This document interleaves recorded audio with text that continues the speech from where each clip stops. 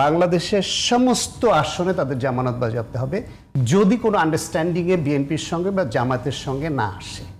এই দল হলো এনসিপি। তবে তারা প্রমিজিং তরুণ চেষ্টা করবে, কিন্তু এখনই তাদের নির্বাচিত হওয়া এমপি হওয়ার মতো পজিশন কোথাও আসে নাই।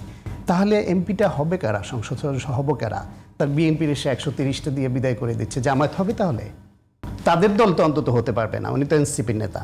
এনসিপি হওয়ার মতো পজিশনে কেন হবে না আমাদের দল থেকে? কারণ হচ্ছে বাস্তবতাই নেই। আমরা কেন দল করতে পারবো না? এই জন্য কেন বাস্তবতা নাই সেটা বলছি। আমরা আপনাদের মতো মানে আমাদের মাসল পাওয়ার নাই এরকম মনে করছি। মাসল পাওয়ারের জন্য না, তাহলে জনগণ আমাদের কেন ভোট দিবে না? আপনি যে 4টা বিশ্ববিদ্যালয়ের তুলনা দিলেন, আপনাদের মূল ফোর্সটা হলো তরুণরা, আপনাদের নেতৃত্বে তরুণরা। ইউনিভার্সিটির বাইরের তরুণ নাই। শেষ করি, তাদেরকে সবচেয়ে চিনে জানে ভালোবাসে সমর্থন দেওয়ার জায়গাটা হচ্ছে বেশি বিশ্ববিদ্যালয়গুলা, কারণ মূল আন্দোলনটা শুরু হয়েছে ওইখান থেকে। সেই বিশ্ববিদ্যালয়গুলো আপনারা অস্তিত্বহীন হয়ে পড়েছেন।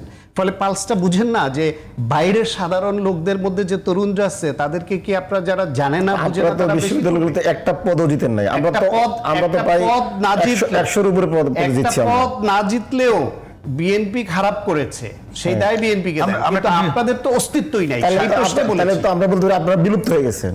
কারণ আমরা তো ভালো আছি। আমরা 100 পদে জিতার পরে 100 পদে জিতার পর আমাদের অস্তিত্ব নাই। তাহলে আপনারা যে একটা পদে জিতেন নাই, তাহলে আপনারা বিলুপ্ত।